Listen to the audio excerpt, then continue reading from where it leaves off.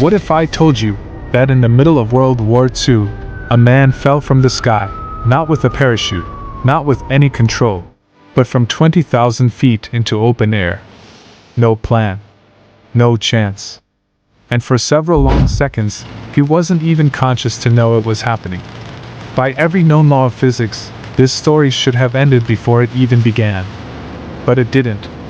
Because what happened next would become one of the most unbelievable survival stories in the history of war. January 3, 1943. The sky above Nazi-occupied France was already crowded, long before the battle even began. High above the clouds, a formation of American B-17 flying fortresses pushed forward in perfect alignment, their engines roaring in deep, synchronized thunder. Each aircraft carried not just bombs, but men who knew there was a very real chance they wouldn't return. The target ahead was Street Nazir, one of Germany's most heavily fortified U-boat bases. A fortress built to survive everything, even war itself. Thick concrete walls, heavy anti-air defenses, and a sky that the Germans had turned into a deadly trap. Inside one of those bombers, a B-17 named Snap, Crackle, Pop, sat Staff Sergeant Alan Magee. But he wasn't in the main cabin. He was positioned in one of the most dangerous places imaginable, the ball turret. Suspended beneath the aircraft like a glass bubble, the turret gave him a perfect view of everything below, and made him one of the most exposed targets in the sky. Curled into a cramped metal sphere, knees pressed to his chest, Magee scanned the horizon through the curved glass, his breath fogging the interior. For a moment, everything felt controlled. The formation held steady. The clouds stretched endlessly below. Engines hummed with mechanical precision. It almost felt calm. Then the sky exploded. Black flak bursts erupted all around them, ripping through the formation like invisible landmines in the air. Each explosion sent violent shockwaves through the aircraft. The calm was gone, replaced by chaos in an instant. The B-17 shook violently. Metal screamed under stress.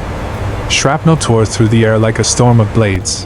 Inside the turret, Magee gripped his controls tighter, his eyes darting rapidly as the sky filled with smoke, fire, and destruction. And then they came. German FW-190 fighters cut through the clouds at terrifying speed, diving straight toward the formation. Sleek, fast, and deadly, they moved like predators. Gunfire erupted from their wings, tracer rounds slicing through the air in glowing streaks. The bombers fired back. Machine guns roared. The sky became a battlefield of fire and steel. Magee tracked one of the fighters as it approached, lining up his sights. The turret vibrated beneath him as he fired, bullets tearing through the sky. But there were too many of them. Another explosion rocked the aircraft. This one was closer. Too close. The right side of the bomber shuddered violently. A direct hit. Inside the turret, Magee felt the impact before he heard it. A sharp burst of pain tore through his body as shrapnel ripped into him. The confined space offered nowhere to escape. His breathing became erratic. His vision blurred. But the aircraft kept flying, barely. Above him, the crew fought to maintain control. Engines strained. Controls resisted. The bomber was breaking apart piece by piece. Another blast. This time, everything changed. The right wing of the B-17 was torn apart, ripped from the aircraft like it was nothing. In an instant, the balance was gone. The massive bomber tilted violently, spiraling into uncontrolled descent. Inside the turret, Magee was thrown against the glass. The world spun uncontrollably. The roar of engines turned into a deafening chaos of tearing metal and rushing wind. And then, silence. In that single moment, something happened that no one could have predicted. Magee lost consciousness, and seconds later, he was no longer inside the aircraft. As the bomber disintegrated around him, his body was pulled out into open sky. 20,000 feet above the ground, without a parachute, without awareness, without control. He was falling. The air rushed past him at incredible speed, his body tumbling through empty space. The sky stretched endlessly around him, clouds racing upward as gravity took over. There was no resistance. No attempt to save himself, just a lifeless body, falling through the war-torn sky. Above him, the battle continued. Explosions lit up the clouds. Aircraft broke apart.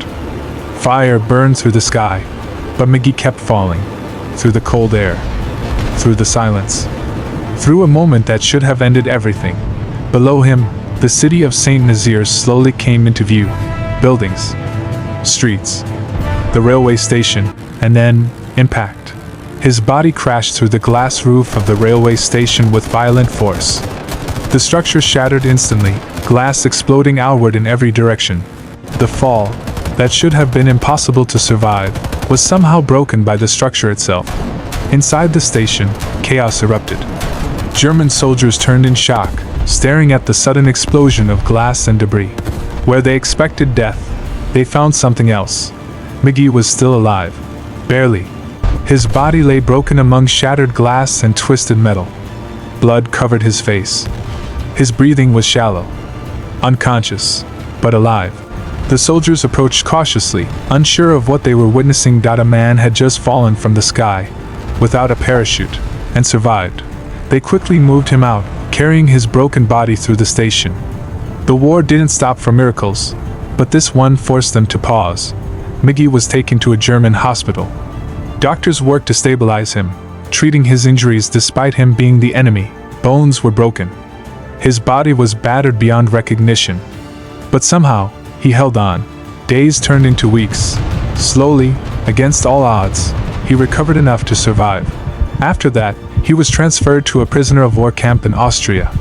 Surrounded by barbed wire and guarded towers, the war continued around him. But he was alive to witness it.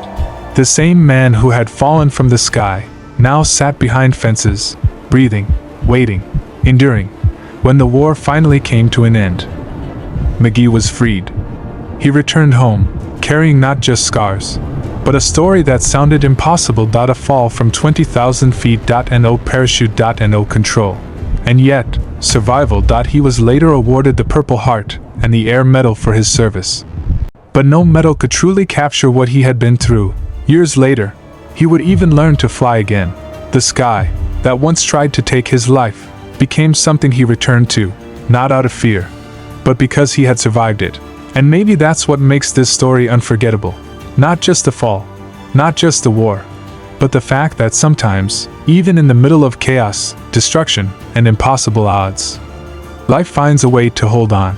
Stories like this remind us, survival isn't always about control. Sometimes, it's something else entirely.